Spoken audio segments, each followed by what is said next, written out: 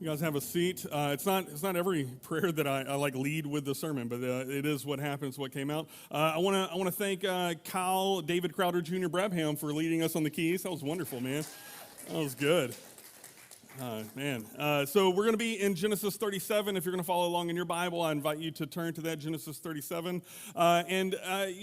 We began the series last week on our boy Joseph, and we've got this series. It's called Joseph from Pit to Palace, and we're gonna trace this life of Joseph, that things were okay, and then he ends up in a pit, and then he comes out of it, and he's in a palace, and somehow in all of this chaos and all of this turmoil, God is still in control, and we're just wanting to get a glimpse of Joseph for a couple of reasons. One is just Bible literacy. A lot of us, we don't know the Old Testament as well as we know the New Testament, so just knowing a major Old Testament character is really good for us in the summer. That's your pastor thinking through how we're going to teach things over the course of years. But more than that, Joseph is a guy that, he has a bad hand dealt him, and yet he sees at the end that God was working it out for his good. And so I think many of us who we go through ups and downs, and we have those moments that life makes a ton of sense, and then a lot of moments, the ones that we tend to remember, it's like, where did that come from? We just get broadsided by a phone call or news. We're like, why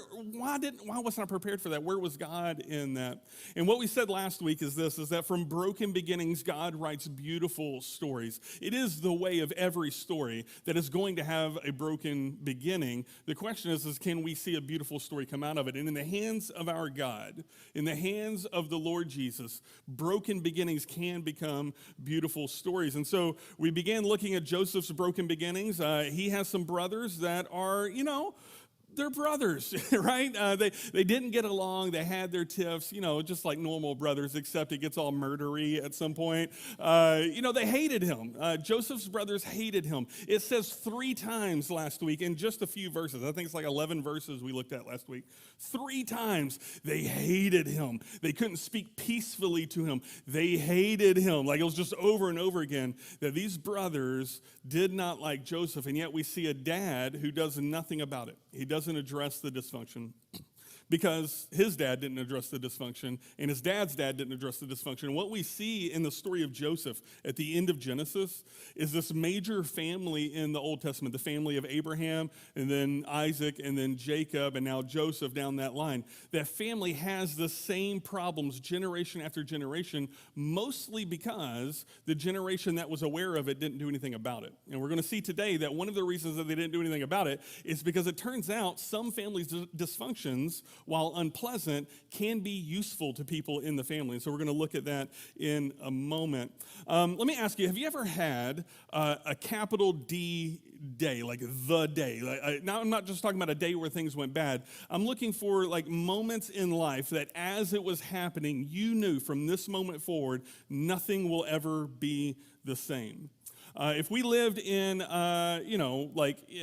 tribal area, South America, Africa, there's this moment every boy goes through. Listen up, dads, on Father's Day. There's this moment where you need to teach your boy to be a man. And so it's just like, I don't know, they're playing GameCube or something. I don't know what they're doing, but they're being a kid, and it's time, hey, kid, it's time for you to be a man. Yes, Father, what can I do to be a man? It's like, you got to go kill a tiger or a bear, or I don't know what they're killing. But you just like send the kid out into the wild, and they put their war paint on, and they go get it. There's this moment in time. They can mark it on a calendar. This was the day I became a man. We don't have a lot of that in America, do we? Today's the day I beat Halo or something. Like we don't have that here in America, a moment where a boy becomes a man. Not like we see it, we know it. Do you have any moments where, like in that moment, as it was happening, good or bad, it's just like, yeah, I'm never going to be the same again. When I graduated high school, graduation wasn't that moment for me. The summer after that, I just it never really clicked. Nothing hit this is the moment. Then I moved to Dallas. There was a lot of chaos in that move. I didn't know where I was going. I was kind of homeless for about 30 minutes. I didn't know where my place was. It didn't hit, but about a week after I moved to Dallas, I'm standing in the parking lot of my apartment complex. The cold front has come in. It's this first cold front, the first cold snap. It wasn't really that cold. The leaves made a sound. There was a smell in the air, and I breathed it in. And even right now, as I'm telling you this story, I can remember that moment. And it just occurred to me, I've moved. I'm now adulting. This is the moment that nothing else is going to change. It's such a small moment. I'm just standing in a parking lot and the wind did a thing, but my brain clicked in that moment. Like, it's never going to be the same. Have you ever had a moment like that? I think a lot of times having a child kind of in just overarching, like when your spouse, I'm talking as a dad today, when your spouse becomes pregnant, it's like, oh, okay, I'm going to be a parent, okay. And then it's fine. It's not, for me anyway, it wasn't like this earth-shattering moment, but then the birth, and it's like, oh my gosh, I'm responsible for this guy. He's here today, so he's working out. But the point is like there's these moments that you just don't know. I think of the first funeral of a family member, of a loved one. It's like, okay, this is a new season for our family. I think of the first job. There are these moments. You never see them coming. You don't know when they're going to come, but when they happen, it's never going to be the same again. And what we're going to see today is that Joseph goes through one of those moments. We're going to watch it play by play. It's a day like any other. He's a kid in his dad's home doing the things that kids do in his dad's home. And then it goes bad. It goes really, really bad. He doesn't see his father again for decades. He doesn't see his brothers again for decades. This day, he woke up and it was just like any other day. But by the time it ends, he's going to know it's never, ever going to be the same. And the question is the God that you worship before that day, is he still sovereign? Is he still good? Is he still powerful? And can he transition with you into this new phase of life?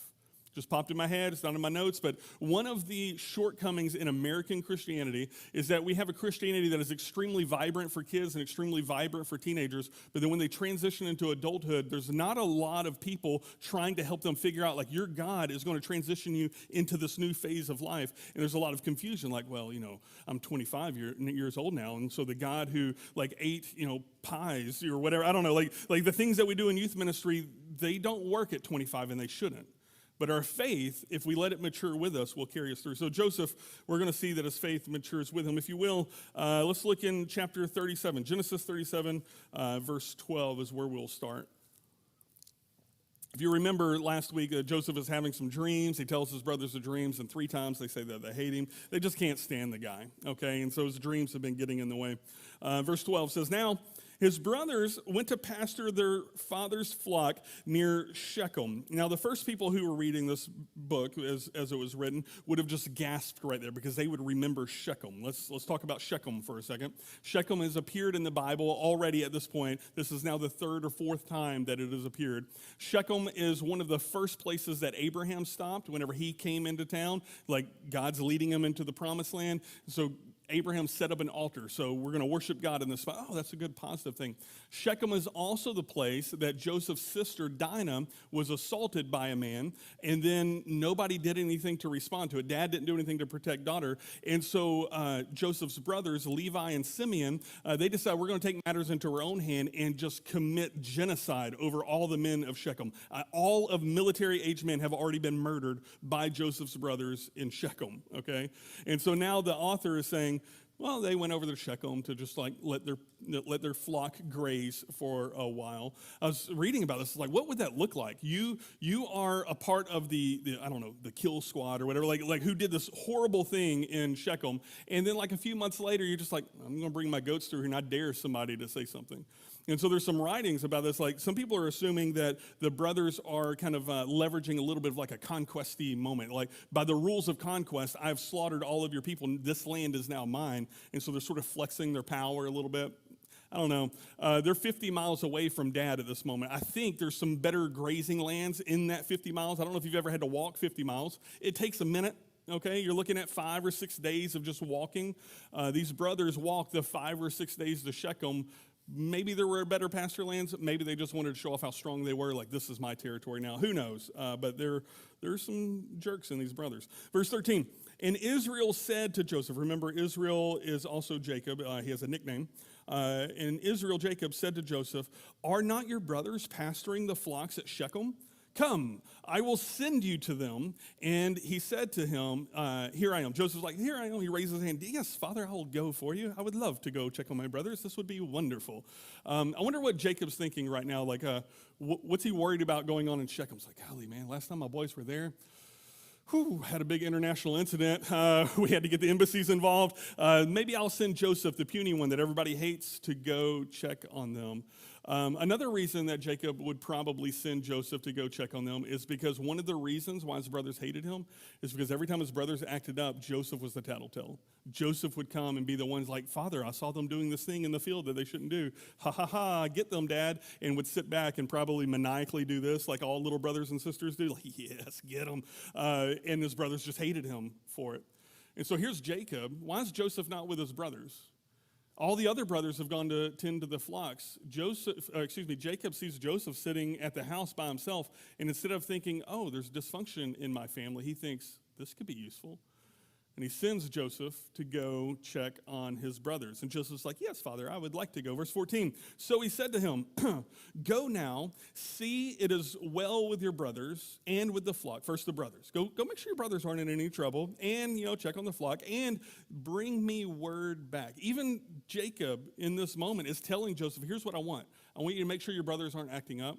Check on the flock if you get a chance, and then come and tell me what they're doing. Come and give me word about all of these things. So he went from the valley of Hebron, and he came to Shekem. Again, that's 50 miles. We get like almost half of a sentence that covers 5 days of Joseph walking. This is things are normal at this moment. I'm doing what Dad told me to do. This is good, but this is not going to end well for him. And verse 15, a man found him wandering in the fields, and the man asked him, what are you seeking? And Joseph says, I am seeking my brothers. He said, tell me, please, where they are pasturing the flock. And the man said to him, they have gone away, for I heard them say, let us go to Dothan. So Joseph went after his brothers and found them at Dothan. Dothan, this is the first that's mentioned in the Bible. It's later where Elisha is from, the prophet Elisha, but that's in the future. So if your little brother and you're sent on by your dad, hey, go check on the brothers, make sure they're not getting into trouble. They're supposed to be in Shekem. And you get to Shekem, like, hey, where are they? And by the way, Dothan is one more day away. So it's not like they were around the block. Like, hey, go check out Walmart, see if they're over there. No, they're another day's journey away from where they were supposed to be. Little brother is like giddy at this moment. It's like, yes, something juicy. They're not where they're supposed to be, and I'm going to get them. Why is it that we can see clearly, like hindsight being 20/20 and how the author has put all this together, we can see clearly that there are all these parts in this family, and Jacob is kind of leveraging the dysfunction. Why is it that they can't see it? Or if they can't see it, why do they not do something about it? This is not unique to the Old Testament. Now, this event would have happened about, 4,000 years ago, 3,500 years ago. It's a long time ago, but human nature is human nature. We still have families that have a little dysfunction every now and then. I know, Jerry Springer probably isn't on the air anymore, but that's proof enough that we have a little bit of that in our culture. It turns out that dysfunction is kind of everywhere. The way family dynamics work is that people have their roles and they play them. In fact, there was a psychologist who studied family units, and this guy's named Murray Bowen, and he develops what's called family systems theory. Family systems theory is this idea that you as an individual have your own kind of makeup, your own psychology, your tics, your personality, whatever, but then you as a member of your family, your siblings, your brothers, your father, your mother, your grandparents, you have a role to play. And those two personalities, your family personality and your individual personality, come together, and that's who you are. If his theory is right, and I tend to think it is, or I wouldn't be bringing it up right now. If his theory is right, it kind of explains why you are a competent, working hard, successful adult, but when the family reunion happens, you kind of revert back to a middle school boy or girl, and you're like, hey, and you're doing dumb little jokes. When you get around your siblings, you start to act like you did when you were in high school. When you get around your best friend from high school, you revert back. And family systems theory is basically saying it's because when you're in these units, there's a role that you're supposed to play. I'm going to read a quick definition, and I'm going to ask you about this. It says, family systems theory is a theory of human behavior that defines the family unit as a complex social system in which members interact to influence each other's behavior. family members interconnect, making it appropriate to view the system as a whole rather than as individual elements. He's like, sometimes you just got to take a step back and see where are all the moving pieces of your family and what role do you have to play. So as he kind of worked through his theory, he started studying families, he's talking to them, then he starts to realize that there are repeating roles in everybody's family. I'm gonna tell you some of them. I don't know if this is all of them, but I've got 6 right here, and you just tell me if you know who it is in your family that plays this role, okay? The first is the hero. That every family, according to this guy, has someone who plays the hero. In a healthy family, the hero is the one who's strong, who's independent, usually probably the oldest of a sibling group, but not always. This is the one who's just sort of like his life or her life is kind of more put together and he gets things done. In a dysfunctional family, the hero is the one who goes and tries to correct the behaviors of the addict, goes and tries to correct the behaviors of the others. And they're sort of the ones who are always just, they stand up and they're like, okay, listen, we've got to do something. We've got to be better. The hero is one of the roles of the family. According to this theory, every family tends to have a scapegoat. This is the problem child in the family, the black sheep, so to speak. In a healthy family, the scapegoat it sounds negative calling it a scapegoat, but the healthy family, the scapegoat is someone who just kind of beats to their own drum.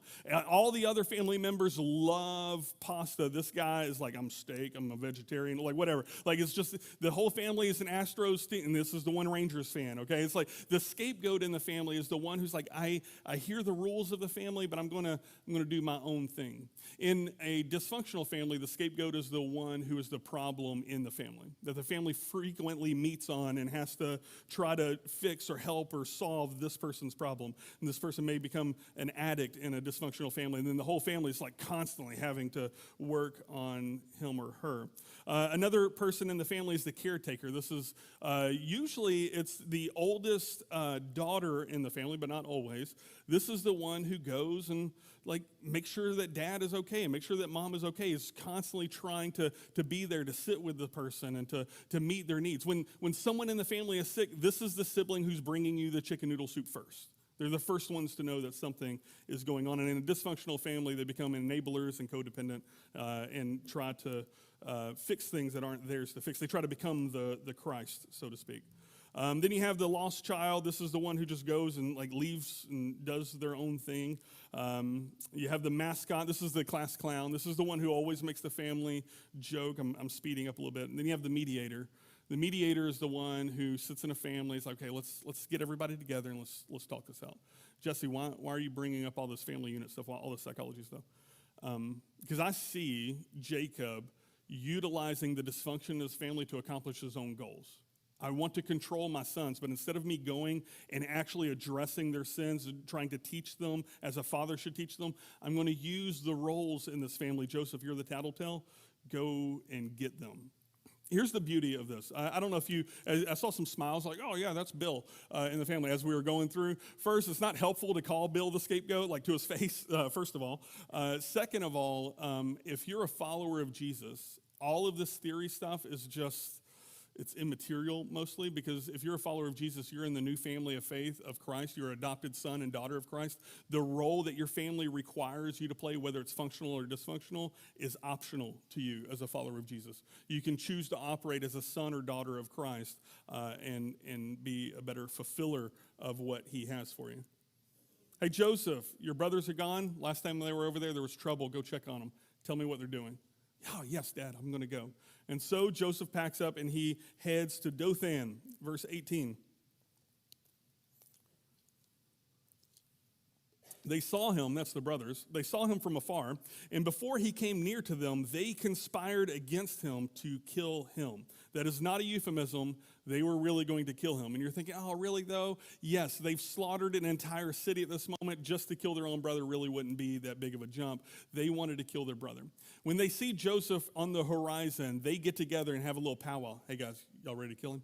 And most of them like, yeah, let's do that. They are now premeditating this. This is not an act of passion. This is now a chance to get retribution on the little brother. So they conspired to kill him. Verse 19, they said to one another, here comes this dreamer. Little derogatory statement there.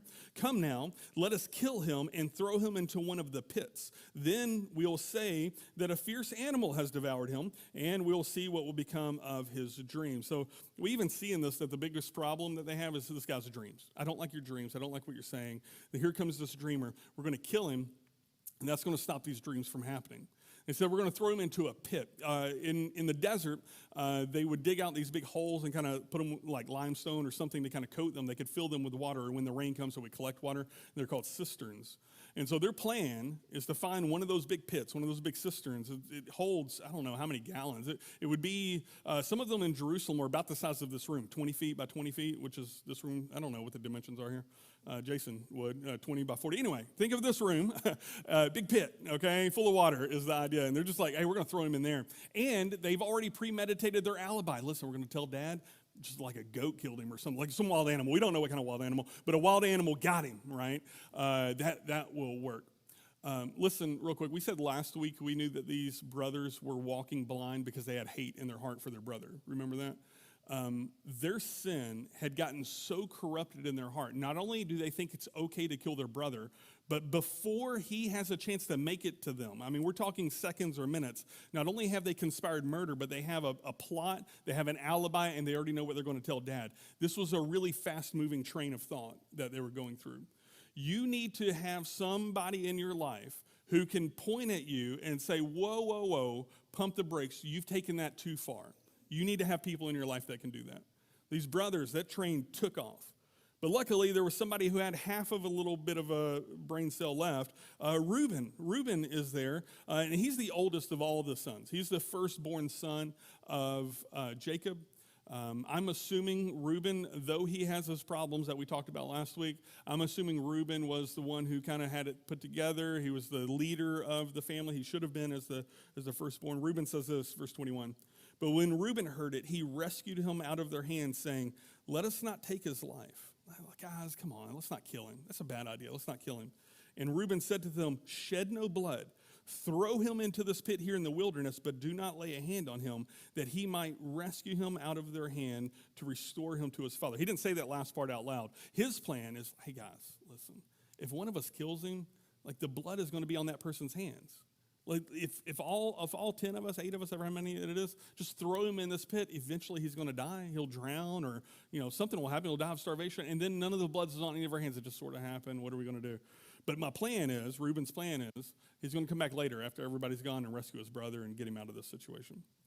So, verse 23, when Joseph came to his brothers, they stripped him of his robe, the robe of many colors that he wore, and they took him and they threw him into a pit. The pit was empty. Whew.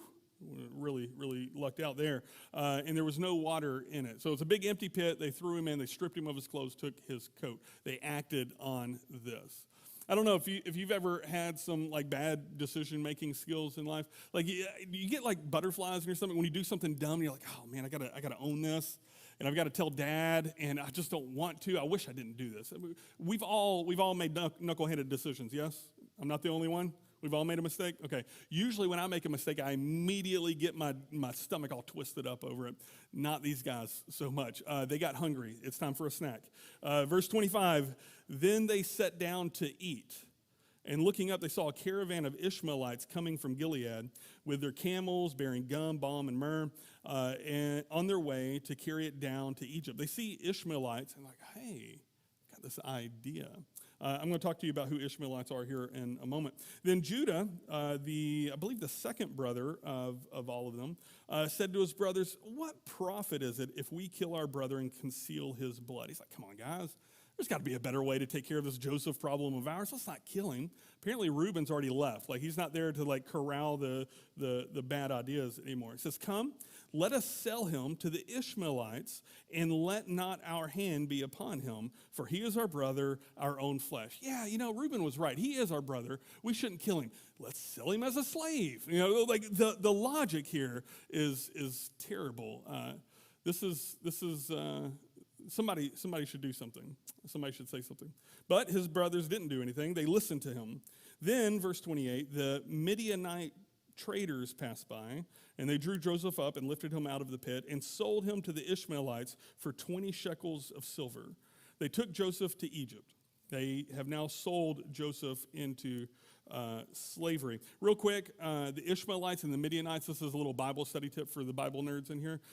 These are also sons and relatives of Abraham. Abraham's first son was Ishmael. So the Ishmaelites come from Ishmael. So his family tree descended down, and now they've passed by. It's like, oh, we'll buy a slave from you. The Midianites come from the other side of Abraham's tree. After Sarah died, he remarried a woman named Keturah. One of his sons there is Midian. The Midianites are now this tree. We have an entire group of all relatives. They're all cousins at this moment. And Joseph's in a pit, and they're like, oh, look, there's Uncle so-and-so of the Ishmaelites, and there's Uncle so-and-so of the Midianites. Hey, guys, you want to sell our brother? Sure. We see, when I first read this, before I knew that, I was like, they're just selling him to like foreigners, like far, far away. This would be like at the family reunions, like, hey, I've got this little brother, done with him. You guys want to take him? Yeah, okay. It's just like you just take your brother away. And they sold him, and they brought him to Egypt. Now, we may know enough about Joseph, or you've watched the cartoon to know that, Egypt is the place where things start to turn around for him. But you got to know, if you're Joseph, and you're sitting in that pit all day, naked, because they took your clothes away, this is not a good day. This is a day that nothing is ever going to be the same again. Even if I get out of this pit, Joseph probably thinks, how do I face my brothers again? Sure, they've been telling me for the last decade how much they hated me. Sure, they won't play with me when I want to play soccer. Sure, I can't go shepherd the flocks with them, but they tried to kill me. Even if I get out of here, what am I going to tell Dad? Is God going to help me through this? We sang a song a moment ago, in the darkest nights you light it up. This is Joseph's darkest night. We'll see over the course of time, long amounts of time, that God does in fact light it up. God does in fact accomplish his plans on the other end of this. But listen to me, it's going to take a minute for us to get there. I'm going to go ahead and tell you, because it takes Joseph a lot longer. And if you find yourself in the pit, where the people you trusted have turned against you, all of the dysfunctions of your family have put you in this place where nothing will ever be the same again, you might be asking the question like, God, where are you in any of this junk? He lights it up. It does come out of this. Your God is good. Verse 29, look, we need to finish our chapter quickly. He says, when Reuben, the oldest of the brother who had the idea to come rescue him later, when Reuben returned to the pit and saw that Joseph was not in the pit, he tore his clothes. That's a sign of deep grief and remorse. When you're so gut-checked and you're ripped, you take your clothes and you just rip them off. That would be a great cultural thing to bring back, wouldn't it? Like you're just in Walmart and the sale you were wanting didn't happen. You're like, my coupon doesn't work. You're like, no, you just rip it off. He sees his brother. His plan was to rescue his brother, and now his brother is even in the pit. He assumes that he's dead, rips his clothes, grieves it to his core. This is what happens when we let things go unchecked in our families, that they continue and people grieve it. Verse 30, and he returned to his brothers and he said, the boy is gone. He won't even say his name. He's like, I know you guys hate him, but the boy is gone. And where shall I go? He seems to think that his dad is going to put this responsibility on him to protect Joseph. As the oldest son, it's my responsibility to make sure the rest of the sons act right, and now we've lost one of them. Where am I going to go? And so then they took Joseph's robe. Remember they had an alibi worked out on how they're going to tell Dad? So they start to play through the parts. Then they took Joseph's robe, and then they slaughtered a goat. And they dipped the robe in the blood, and this is dark. Man, this is really dark. And then they sent the robe, not that they took the robe of many colors to their father, but they sent the robe. So they sent it on ahead, like, hey, servant, take this bloody robe to Dad and just like let him cry for a minute before we get there. And then they brought it to his father and said, this we have found. Please identify whether it is your son's robe or not. Come on, guys. Like, this is the robe that your brother had on. Everybody knows it. Hey, Dad, is that even ours? I don't know. Is that one of ours? Could be. I don't know. And he identified it and said, it is my son's robe. A fierce animal has devoured him. Joseph is without doubt torn to pieces. Now Jacob's mind has raced to what he thinks has happened to him. Then Jacob tore his garments and put sackcloth on his loins. That is some uncomfortable underwear. And mourned for his son many days. He is now grieving long days. The brother's actions have completely destroyed this dad who's already lost his favorite wife. My gosh, that was last week. He's lost his favorite wife and now his favorite son, and he grieves for many days. All his sons, verse 35, and all his daughters, that would be probably daughters-in-laws because he only had the one that is recorded. All his sons and all of his daughters rose up to comfort him, but he refused to be comforted. Get out of here. I don't want a hug. And said, no, I shall go down to Sheol to my son mourning. I'm going to mourn until the day that I die. This is somebody with a heartbreak, and I think some of us have experienced heartbreak and can kind of like, yes, I've felt that. Thus his father wept for him. Meanwhile, verse 36, the Midianites had sold him in Egypt to Potiphar, an officer of Pharaoh, the captain of the guard. Let's land this plane in a couple of spots. First of all, I want to talk about that word meanwhile. Jacob is grieving for days because he assumes that his son is dead. Meanwhile, though, it wasn't as bad as he thought it was, and God was working out something else on this end over here. He was sold into Egypt, and he's in Potiphar's house. We need to be aware of something really, really fast. Unless I'm mistaken, nobody in here is omniscient, all-knowing of how all the circumstances are playing together. And many, many, many times, in our darkest moments, there's a meanwhile happening outside of us. In another family member's heart, over here, a dad who's beginning to think that maybe I do need to get some help with that. Maybe over here, that thing at work is going to work itself out. One of the benefits of being a follower of Christ is that we admit that Jesus is Lord and we're not. We admit that he is God and we're not running this stinking universe. It is an act of surrender to realize that there are meanwhiles in our story that we are not aware of. Jacob, Reuben, Levi, all of these brothers, they don't understand this meanwhile. But the narrator who wrote the book of Genesis, he lets us know there's something else going on this back end. I just want to encourage you all that as you find yourself in a pit, as you find yourself grieving, as you find yourself with the uncomfortable underwear of your broken heart, there's a meanwhile very often that our God is working it out. The brothers, their plan is that they're going to slaughter a goat, and they're going to dip the coat in blood, and they're going to give it to their dad, Jacob. And it's like, man, that was a really fast plan. Where did you come up with that plan? Well, fun fact, Jacob, when he wanted to trick his dad, Jacob and his mom slaughtered a goat, and he put goat fur on his hands. He's like, here, Dad, look. And like blind dad's like, yes, you are my son Esau. He lied to him using a goat. The very same method of deception Jacob used on his dad, his sons used on him, and he fell for it. Because family dysfunctions tend to kind of find their thread all the way through until one generation says, no, we're not going to do that. Or God throws one member of the family into Egypt and rescues the family. That's next week and weeks after that. My point is this. Jacob is dealing with the same problems he was exploiting as a younger person. Joseph should not have ever been sent to go check on his brothers. Dad should have gone himself. If he was worried, if he thought there was a problem, but still, murder is murder, and his brothers did this thing. So here's what we're left with. Like, what in the world are we supposed to do with this meanwhile? That there is a meanwhile, that God is working out something on the other end. Before Romans comes up here, I want to read a couple more passages. Like, how is it that God is in control, which is what we're celebrating, and we really haven't even mentioned the word God in this series.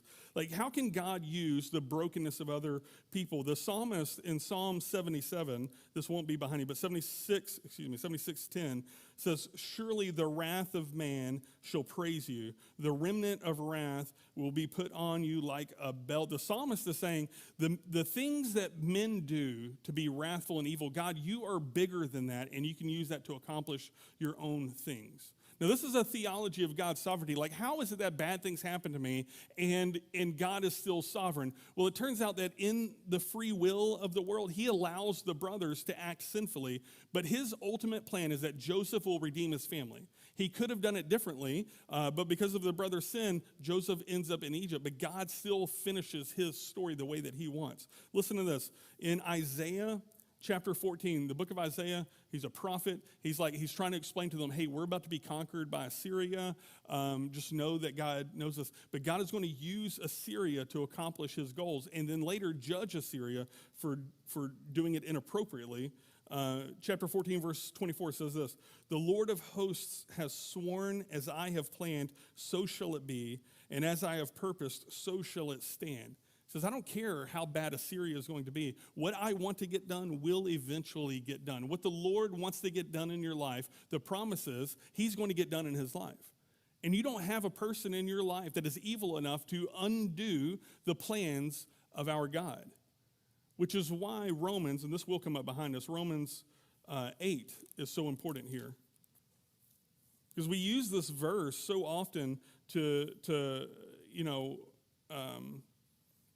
we use this verse so often, almost like a quick, like, well, it's all going to work out eventually. But you have to understand, it's written in a way of like brokenness and desperation. Romans 8:26 begins this way. It says, likewise, the Spirit helps us in our weakness when we're weak. Have you ever been weak? Joseph's weak in this moment. Jacob's weak in this moment. The Spirit helps us in our weakness, for we do not know what to pray for as we ought, but the Spirit himself intercedes for us with groanings too deep for words. When the world hits you so hard, you don't even have a word to put to it, you can just groan, and the Spirit of God can translate that groan. You're just like, the world is hitting you really hard. It's, Holy Spirit's like, I got you, boo, and just like tells the Lord what you were praying in that moment. The Spirit intercedes with us with groanings too deep for words. Verse 27, and he who searches hearts knows what is in the mind of the Spirit, because the Spirit intercedes for the saints according to the will of God. The Spirit knows what God is thinking, how God is going to work this out. But listen to verse 28. And we know that for those who love God, all things work together for good, for those who are called according to his purposes. See, that verse is not written for the cheap moments where you're like at Astroworld, or that doesn't even exist anymore. You're at Six Flags, and you're just like, oh, this is great. All things work together for those, No. All things work together for good, for those who trust the Lord Jesus. The point is this, is that it's in these moments of suffering, we have hope in a God whose story that has a good ending will come to pass. He will see what he wants done. Philippians says that be sure of this, that he who began a good work in you will see it through to completion. He will finish his story. And so what I want to say is that in your story and Joseph's story is that broken characters and chaotic chapters, just like in this story, they're in every story, in every single story. They all have them. But a good author causes the story to unfold. Our Father will see this story to the end. Every good story has these chaotic moments. I mean, think of Bambi. My gosh. It's like children's cartoon. 30 seconds in, mom dies, or dad. I don't know who got shot. Somebody gets shot at the beginning of Bambi, and then the rest of the story unfolds from that. That is a chaotic chapter. Good stories don't end on chaotic chapters. Good stories don't. I have a book. I don't have time to tell that story. Anyway, good stories don't end on chaotic chapters. And if you find yourself in a chaotic chapter, that just means your story's not done yet. Because a good author will see the story unfold completely. And hear me really quick. For all the cynics in here, I'm a cynic as well. I'm not just like doing spiritual platitudes and euphemisms like, hey, it's all going to work out in the end. I'm talking about a God who makes this promise. I will see my purposes through, and my purposes are good. My purposes for you are good. He does not promise there will not be suffering. In fact, he does the opposite. He says, I will not leave you alone in your suffering. Lo, I will be with you until the end of the age, Jesus says. The promise isn't that you're not going to have chaotic chapters. The promise is that he's going to see the story through to a good place. So let me pray for you. We'll watch the cue together. I pray that that's an anchor for you if you find yourself in a pit. Father, this morning we come to you with the story of Joseph. We thank you that it's preserved and kept. Lord, we admit there are times where we feel like we've been knocked down. We feel like our brothers have come up against us, or our sisters, or our loved ones. We admit, Father, that there are moments of chaos in our lives, some that we played a part in and some that just, God, they come out of nowhere. I pray, Father, that you would give us eyes to see that your story is still unfolding, that our hope would not be quenched, and that we would rest in you, our refuge, who will protect us, who will surround us, and we'll see your good work through completion. I pray, Lord, for those of us in this room that need to be reminded that you give us a glimpse of what you're working towards, that you give us a glimpse of the end of the story and how you can use it for goodness and beauty and for your purposes, so that we have a glimpse of hope. But in the absence of that, I pray that our faith would be steadfast in you, that our strength would be found in you, and we will trust you. In Jesus' name, amen.